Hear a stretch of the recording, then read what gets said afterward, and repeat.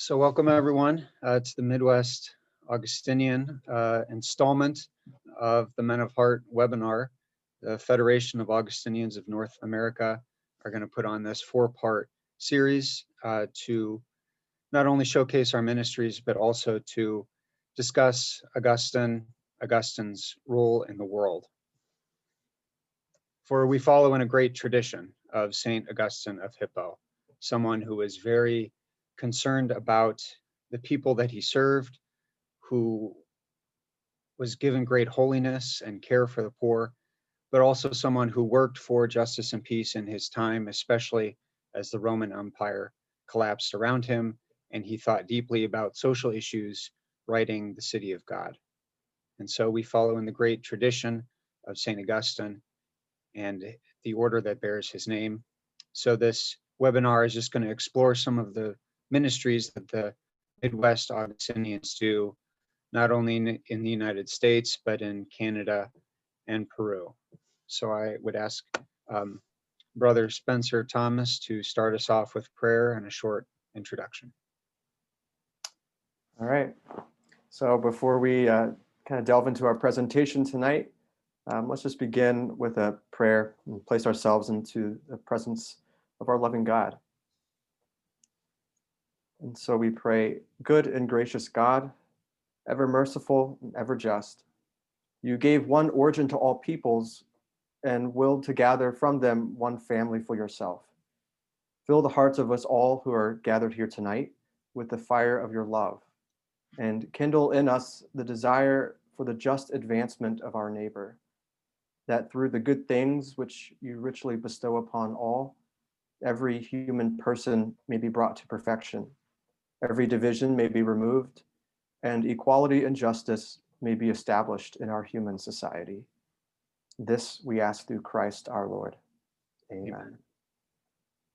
So my name is Brother Spencer. As Jack said, I am a student friar studying theology here in our formation community in Chicago, and I'm a member of the Midwest Province of Augustinians.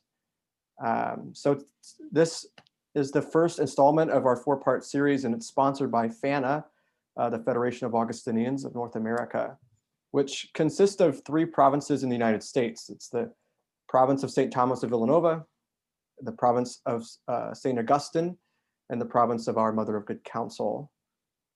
In addition to these 3 provinces, we also have mission territories in Japan and in Peru, Chulucanas, Peru. And we also have a sustained presence at the United Nations, headquartered in New York City. And so there at the UN, we have an NGO status where we're known as Augustinians International. And this really allows for us to share our voice in an international forum and promote integral human development and human rights that's in accord with our Catholic social teaching. So in our discussion tonight, we're going to be taking a look at how the Midwest Augustinians are trying to give witness to the gospel of justice and peace through our ministries. So Jack, if you might just move back one slide, I just want to bring up a quote from Augustine. Augustine says in his tractate on 1 John, he says, "You give bread to a hungry person, but it would be better if no one were hungry, and you could give it to no one. You clothe the naked person. Would that all were clothed, and this necessity did not exist." In this little excerpt, I think we can see that Augustine is teasing out an important distinction that really underscores our Catholic conversation around issues of justice and peace. And so while he recognizes on the one hand the need to give bread to a hungry person, to clothe the naked person, in other words, to meet their immediate and material needs, Augustine laments the unjust structures that take place and that give rise for such unmet needs in the first place. And so we might say here that Augustine is drawing a relationship between concrete charitable works on the one hand and a broader work for justice. And so moving along here, when we talk about living out our call to love our neighbor, the Catholic tradition recognizes 2 types of necessary responses that we call the 2 feet of love in action. And so this model of 2 feet, it describes two distinct but complementary ways that we can put the gospel into action. The first foot is social justice. It's addressing systemic root causes of problems and structures that affect many people. The second foot is charitable works, corporal works of mercy, short-term, immediate assistance for individuals trying to meet their material needs. So in this first foot of social justice, it concerns the social, the political, and the economic aspects, and above all, the structural dimensions of problems and their respective solutions. And so when we are engaged in this aspect of justice and peace, we're seeking long-term change. We're working to remove root causes of problems. We walk with this foot when we support the efforts of low-income persons to transform their communities, when we advocate for justice and peace issues, when we advocate for just public policy, and when we try to help change the social structures that contribute to suffering or to injustice in our local communities and abroad. That second foot, charitable works, again, meeting the basic needs of people. Pope Francis describes this foot of social action when he emphasizes carrying out the corporal works of mercy to help our brothers and sisters who are wounded, hungry, thirsty, naked, in prison. Right? We step with this foot when we work to aid those individuals to meet their immediate needs. And so this typically involves direct service of some kind. So tonight we're going to use this model of 2 feet as a guide to try to show how, as Augustinians, we're trying to enflesh this template of action and put forth the gospel values into practice.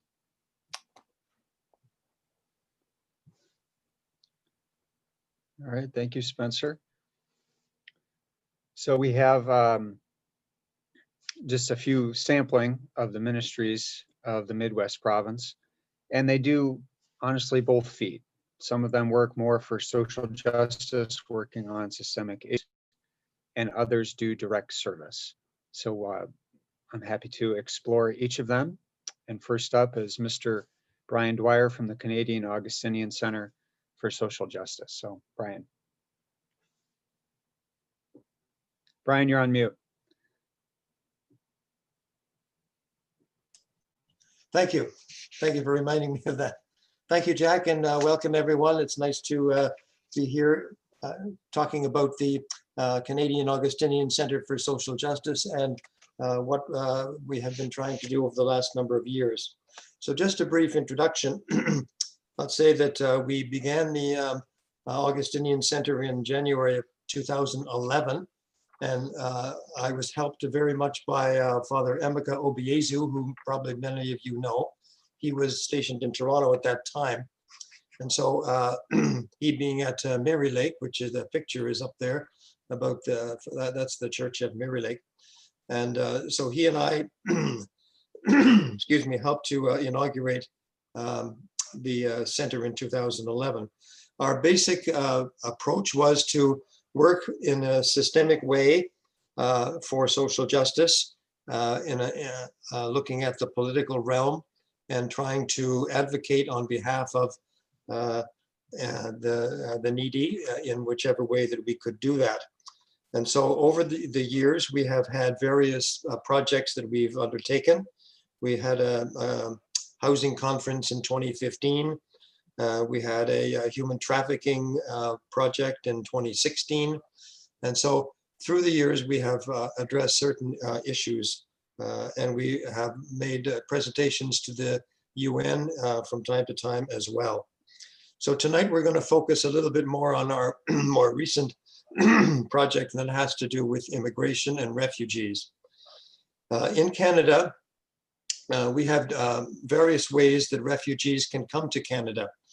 And one of the most important ones, at least for our purposes tonight, it's called the Private Sponsorship of Refugees, the PSR program. And this is quite unique in the world. It's one of the few types of programs that exist. Some other countries have a version of this, but I think that At least we have one that's relatively unique. I'm joined tonight by Deacon Rudy Ojak, and he's going to talk a little bit more in detail about a specific aspect of that program. But the reason for our involvement as Augustinians at the Augustinian Center in the PSR program is this. The Catholic Church in Canada is very much involved with refugee resettlement. And so the private sponsorship of refugees is a way in which the Catholic dioceses and Catholic religious orders and other faith groups can be involved in the settlement of refugees. So if a group like, for example, the Archdiocese of Toronto, where I am and where Rudy is, wants to become a sponsorship agreement holder, we enter into a contract with the federal government, and we are called a sponsorship agreement holder, or SAW. And many dioceses and religious orders and other groups in Canada are SAWs. There's about 200 of them, 125 of them. Now, about 30 or so of those are Catholic. So what we have done is work together with the Catholic Refugee Sponsors group, and we have formed a kind of coalition or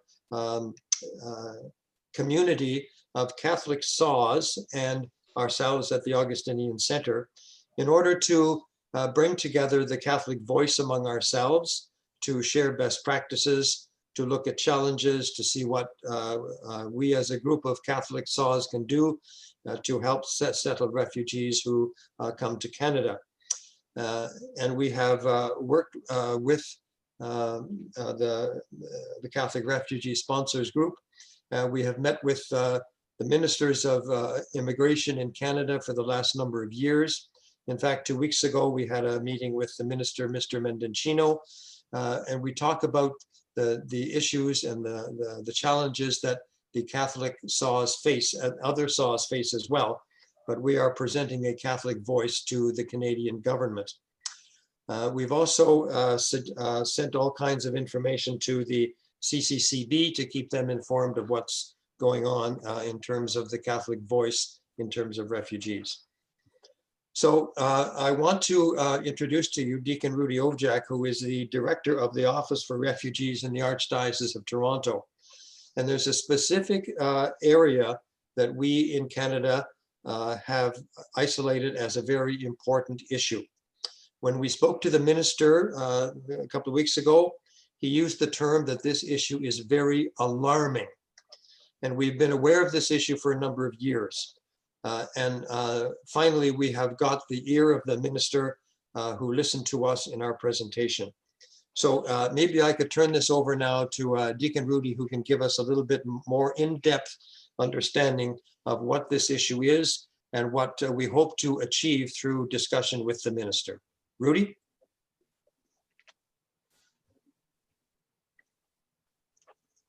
You're muted, Rudy. Thank you, Brian. So thank you, Brian, for the introduction, for your summary about the PSR program in Canada, and of our recent meeting with Minister Mendocino. Thank you also to everyone for inviting me to this call. The area of Christian persecution was one that I was very much ignorant of.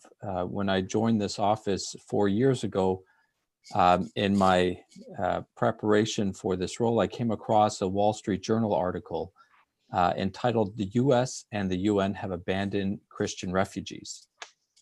Now, in the light of American politics now, one would have thought that this was written recently as a scathing attack on President Trump and his immigration policies. But in actual fact, it was written in 2016 when the then President Obama brought in 12,600 Syrian refugees to the United States. And what alarmed the reporters was that less than 0.5%, not even a percent, not even half of 1%, less than that, were Christian. Despite the fact that 10% of the Syrian population, the pre-war Syrian population, was Christian, and despite the fact that they were targeted for genocide by Daesh and by ISIS. And so the reporters rightfully pushed on this point to understand why was this significant and really bizarre underrepresentation of Christians taking place. And while they had identified a number of factors, the one that stood head and shoulders above all the factors was that when Christians left Syria, they went into Lebanon, and there in the UNHCR sponsored camps, they saw the same Muslim extremists living in those camps, and they would not subject themselves nor their families to the same persecution and violence that they had just fled from. And so they bypassed those camps and became urban refugees. And it's sadly within those camps that the UNHCR selects refugees for resettlement to the West. Now, when you saw this report, I would have expected a great outcry from the West at such a marginalization of this suffering community. And in response, there was silence. I didn't see very many more articles written about it. The UNHCR, certainly we've probed the UNHCR to understand if they've made changes to their selection process. And I have not received any indications that any such changes have been made to their selection process, nor has there been any outcry from the West for justice for this religious minority. So there's two aspects. There's obviously, previous to the war, there was the Christian community, this minority community living under great persecution, and then faced with the need to flee their country of origin, they're faced with marginalization from the West. And this disregard of Christian persecution was really brilliantly documented in a 2019 report commissioned by the UK Foreign Office. And in that report, they talked about both aspects, Christian persecution and the marginalization from the West. And I want to provide a quote from the UK's former chief rabbi, Jonathan Sachs. And he said, "The persecution of Christians throughout the Middle East, Sub-Saharan Africa, and Asia and elsewhere is one of the crimes against humanity of our time, and I am appalled at the lack of protest that it has evoked." Now here's a Jewish rabbi coming to the support of the Christian community. Another journalist said, "The global war on Christian remains the greatest story never told." There was, in that same report, there were a few statistics, and I'll end my comments on this. In 2016, the Pew Research Center indicated that Christians were targeted in 145 countries. Now, we experienced that in the West from, a very kind of marginalization where we're feeling, removed out of the public square or pushed out of the public square, but in many parts of the world, they suffer martyrdom. In 2019, the World Watch List, which ranked countries in which Christians were persecuted from the most severe to least severe, indicated that there are, and this is not an insignificant number, 245 million Christians living in the top 50 countries suffer the highest level of persecution or worse. And the last statistics that I'll leave you with is that it is reported that 75% of those that are killed for religious reasons are Christian. And I want to thank Brian through the work that he has done through the CRSC that has helped the diocese, various dioceses across Canada, sponsor refugees that we have named. So I know in our diocese in particular, I know there are other dioceses that share this same burden of and concern about our Christian brothers and sisters suffering and being marginalized. And we are able, through the PSR program, to name refugees. We don't rely on the UNHCR to select refugees for us. We can actually name them. And so I think that is a great aspect of the PSR program that should be emulated throughout the world. Thank you, and look forward to the rest of the discussion. Thank you, Deacon Rudy, very much. That was very helpful. So a couple of things just to close off our section here. If people are interested in any of the resources that Deacon Rudy mentioned, I don't know if you'll get my email or Jack's, but anyway, certainly you can send the information, the request to Jack, and he can forward it to me, and I can certainly make sure that you get anything that you want that Deacon Rudy has mentioned. The other thing that I should mention just in conclusion is I'm also the what's called the Justice and Peace Promoter. That's pretty fancy, isn't it?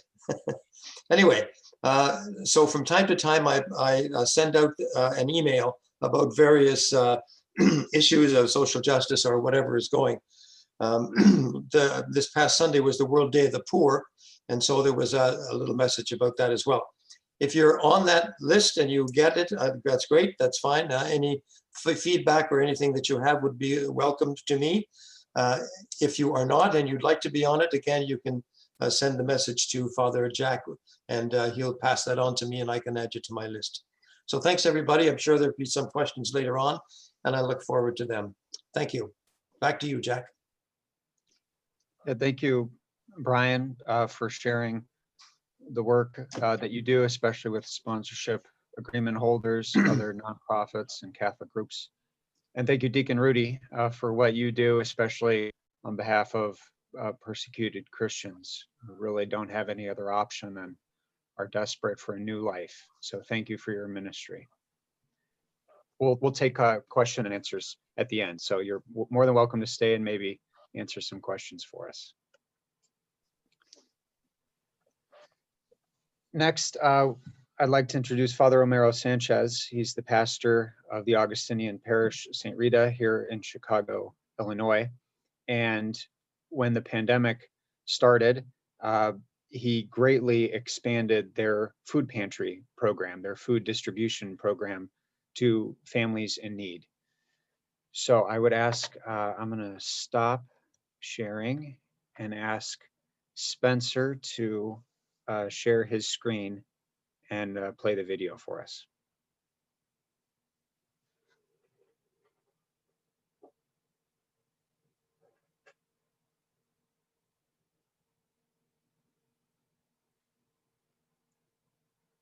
Spencer, you might have to unmute.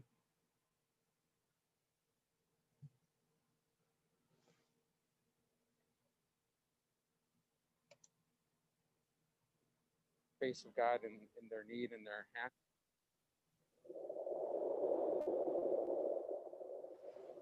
When the pandemic started, we just wondered what we could do and how we could help people, especially in our parish, because we serve a very needy community, predominantly Latinos who are facing unemployment, who don't have the resources. And so it was our need to be able to respond, and we're able to see the face of God in their need, in their hands and in their hearts. And really is this heart speaks to heart.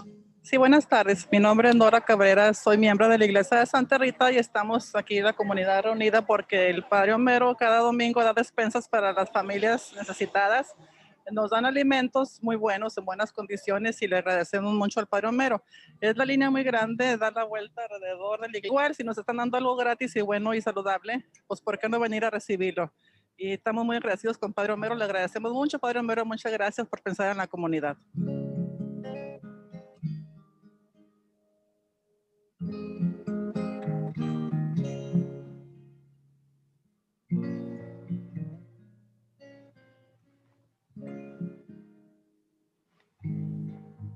So Romero reached out to Amigo Foods and asked if they might be able to donate some chicken. And they gave us 5,000 pounds of chicken to give out to the folks. And then as people continue to listen and hear the need, then people respond in kind. And so we have this generous outpouring of generosity this week. Wow.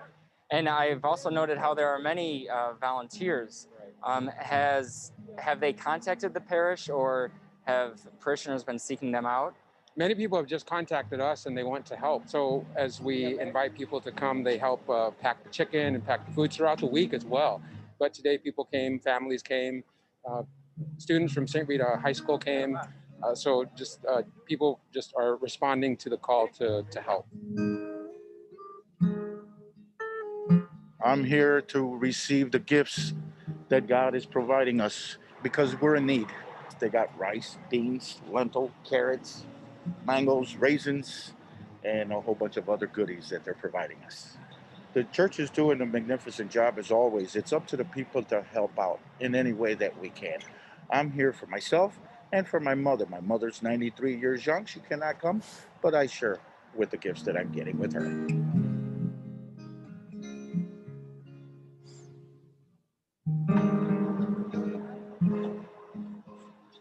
when many people started donating to the food distribution here at St. Rita, I was very encouraged to attend this.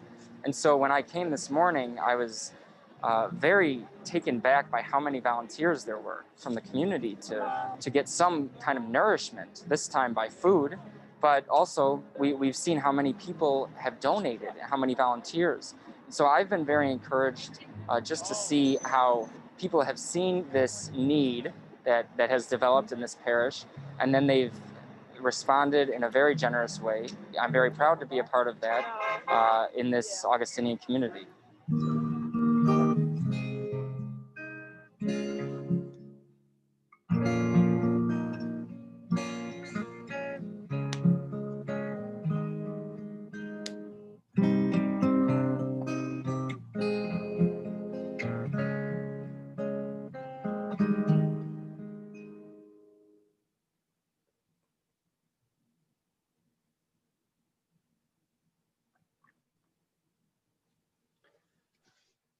Thank you for playing the video. So I invite Father Romero just to make a few comments and share what it's like to really serve a compelling need for families in your parish. Well, thank you, Jack. Good evening, everyone. As Jack introduced me, my name is Romero Sanchez. I'm the current pastor of San Rita of Cache Parish. Along with me, we have two associates, and these are interesting associates. One of them is an Augustinian, the other one is a Capuchin. And we are serving a larger church right now. But this is just a response of a need that we saw in the beginning of the pandemic.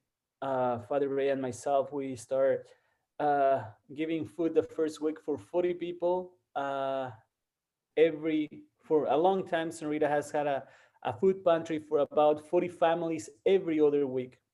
When the pandemic hit, we saw that the families were multiplying. Our parish is composed mostly for immigrant communities. And most of them lose their jobs. In the beginning, they were the first people that were laid off. And we see this tremendous need of the people. And that was a very, very difficult situation to address in our community with the pantries around. So we start giving what we had. The following week, it doubled up to 80 families. By the third week, we had to give every single week. Then another Augustinian, Father Tom McCarthy, he gave us the contact for San Columbanus Church with Father Mike O'Donnell. And he started sharing what was left over out of his food pantry. And we started giving it on Sundays. Then there was this multiplication of people in need, and we were feeding about 550 families per week at San Rita in the first weeks. And I want to say that the success of this is because all the Augustinians, people information, our community, the people that live in this community, Father Joe Stova, Brother Tom, Ray, and many other Augustinians were coming and help on Sunday when the churches were closed. It was a compelling need indeed, but we've been able to help them out as much as we can. Also, the funds that we receive for this purpose are raised by Augustinians and also by friends, benefactors. Is all private people that donated to this cause because they believe what we do. But certainly this was originated by the need of the community that we serve as an Augustinians, and all the Augustinians been stepping up for to help in this need as well. We have a tremendous people that are willing to help. Our volunteers. As the time advanced, we had to change the food pantry from Sunday to Tuesday. And now are mostly lay people that help us out with the volunteers. Many of them are people that make line. And just to give you an example, people are making the line or start to making line since 10 o'clock in the morning, and we give food at 1 o'clock. So people are willing to stay hours in the heat, under the cold, the wind, and they are there because they need it. Our food pantry is a little different than others because we don't require any type of ID or proof of residence. We believe that if people need food, they're in line. If they're in line, it's because they need it. And who are we to deny any of the services that we provide? So we're very fortunate to have so many good people that are willing to be volunteers, but also so many Augustinians and friends that share their resources with us. So we're able to provide this food for the community. The Archdiocese of Chicago, they also have stepped up and help a little bit with some resources. And we're hoping that in the future they will step up a little more as we're running low in resources to the food pantry.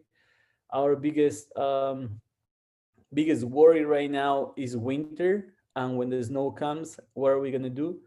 We just make a purchase of a big tent, 60 by 40 feet, and we're hoping that that will be placed in one of our gardens, so we're able to keep providing food for the people in need, especially now that the cases of COVID are being multiplied.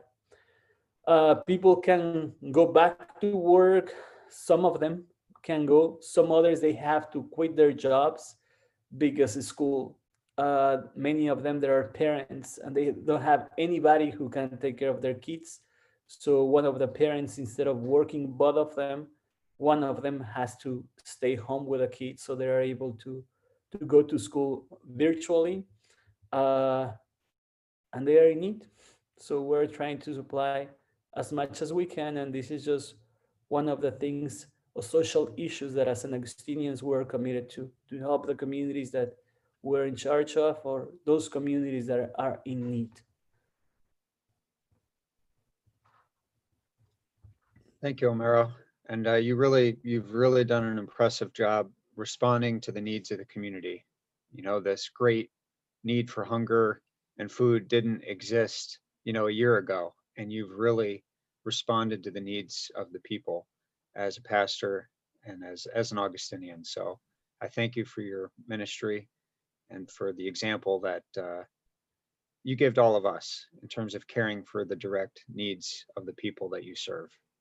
Well, thank you. Thanks to all of you. Many of you being in the lines, helping us out as much as you can, and thanks to the community and the people that are willing to be volunteers here. And thank you to your friends as well. That many of your friends have contributed to this cause.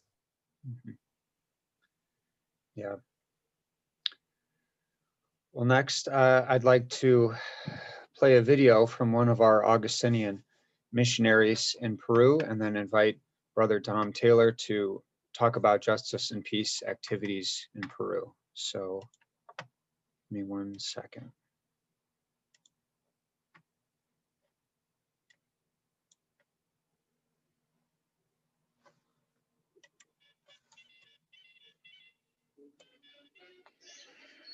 Hi, friends. I'm Father from Peru.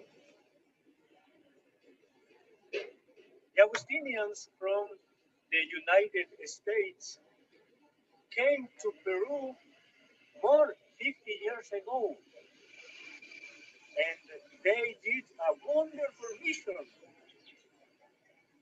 with a special focus in justice and peace. Friends, let me show you some beautiful examples. Behind me is the statue of Father Eduardo. He came from Chicago, and he was the defender of the rights of the poor here in this small city, Morocco. And he was the promoter of women. Peru is a poor country. When the Augustinians from the United States came to Peru, they built a beautiful school because in those times, the women didn't have the opportunity to study. Thanks God, thanks the Augustinians, right now, a lot of women are professional. An Augustinian priest is awesome because we share with our people. The Augustinians built this machine to find out water because a biggest problem for us is water. Look, what here? The list of families. Each moment they came here and pick up the water. Thanks your generosity. Thanks for help our mission here in Peru.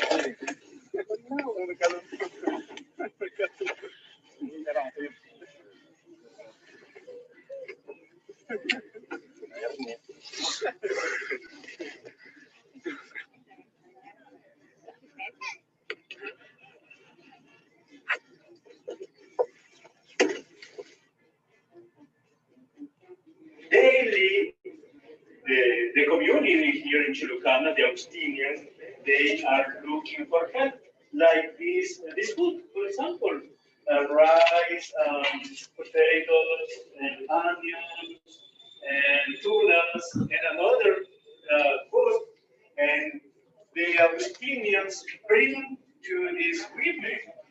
These women, they are volunteers, and they are preparing the food for their neighbors.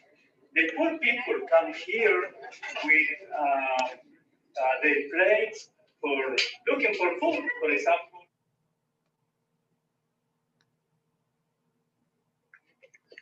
Now we are here in this small town. The name is Ñomala, and Father Rogelio is here with us. He is the pastor. His parish is big parish. There are more 40 small towns like this town. So here is the kitchen Saint Monica. A lot of boys, children come here looking for food. ¿Cómo está la comida de aquí? ¿De rica o fea? Oh, they are saying the food are delicious. Thank you. Gracias. Gracias. This is one activity of the Augustinians here in Peru. We are working for justice and peace. I would like to show you more activities, especially in the Andes Mountains. We have one community over there in the Andes Mountains, but it's far away, so it's impossible for today. But thank you for joining me. Thank you for joining us. And thanks the Augustinians' courage.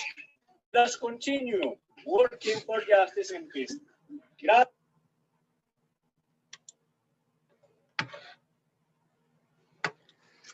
So you can see from the video from Father Hugo in Peru, access to food and water continues to be a major issue that the Augustinians work in, as well as gender equality, not only opening the school, but also ensuring that women have the right to participate in the local parishes and have access to education.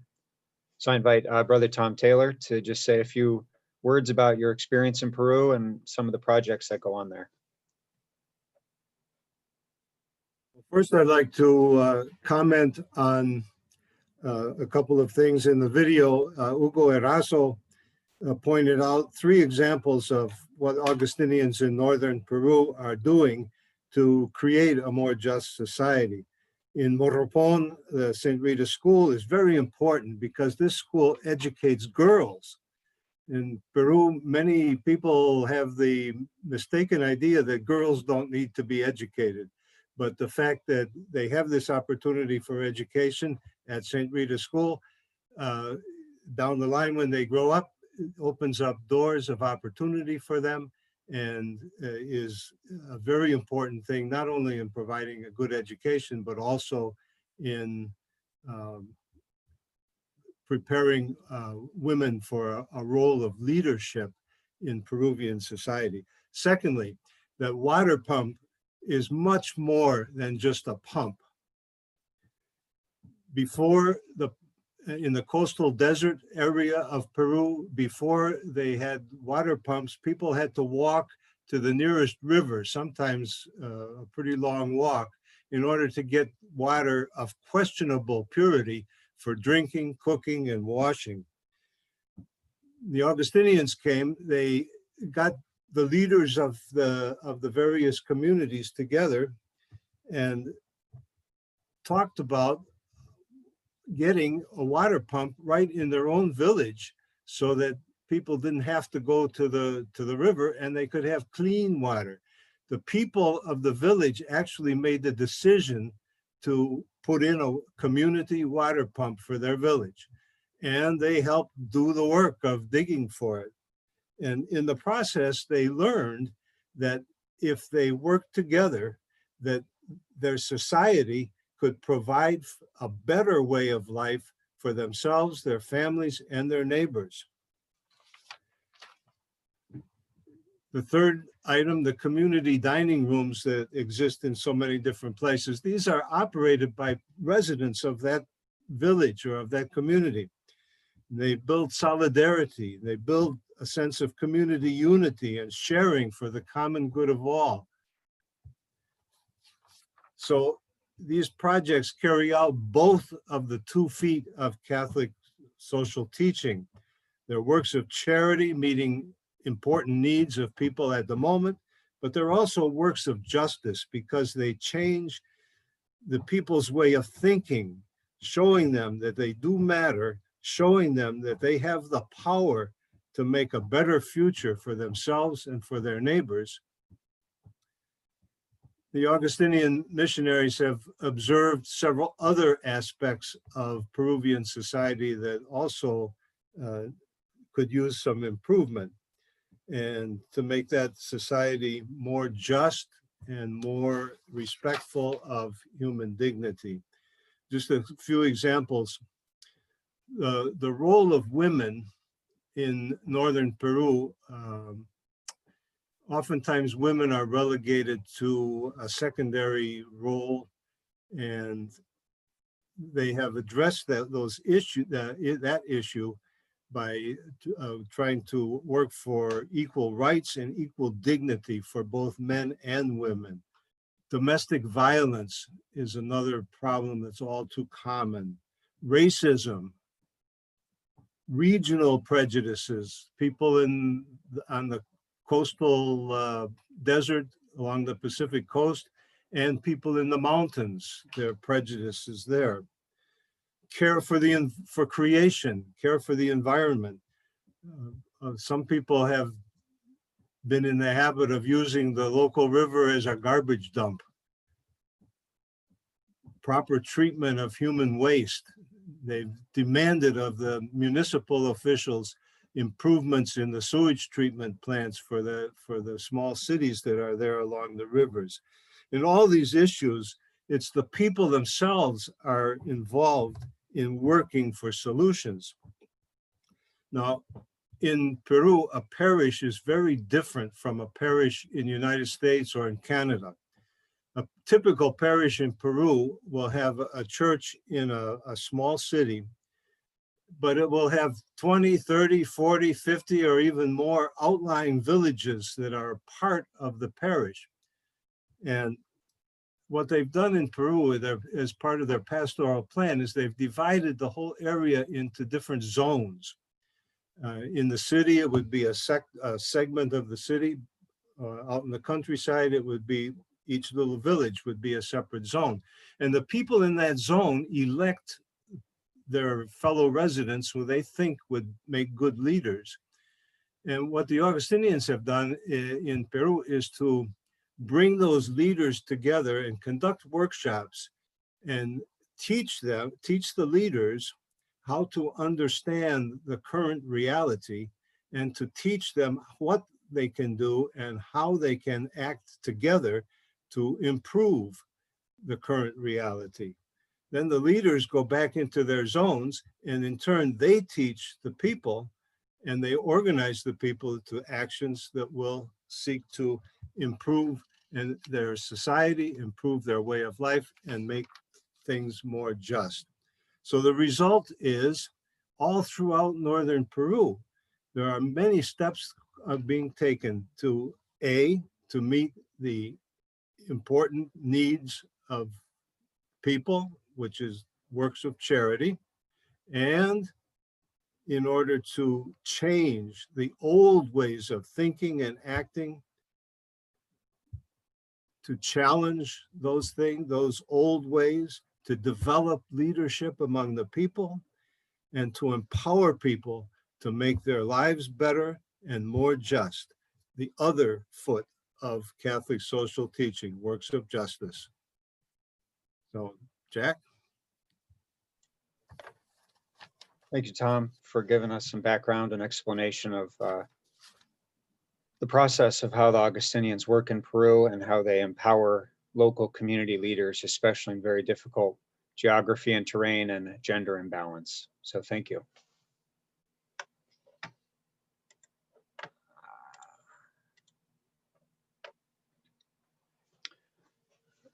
So I'd like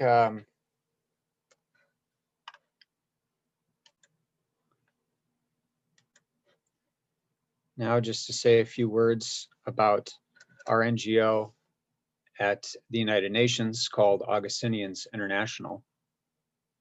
Properly speaking, this is a ministry of the order. So this NGO represents the General Curia of the Augustinians, who's in Rome, and we represent the Curia to the United Nations. But we have Augustinian communities all over the world, and we serve people all over the world with very diverse needs, very diverse problems. And so it's the NGO's job to kind of unify all that and represent a common interest. We have the great opportunity to work with some really well qualified and capable Catholic groups, most certainly the Holy See as a non-voting member of the United Nations itself, but also with other Catholic religious groups. There's a group called the Religious at the UN, which are all the men and women's communities that get together and coordinate, along with other Catholic relief services, Catholic charities, Jesuit relief, Jesuit refugee services, and many other groups that are highly qualified in their area of expertise.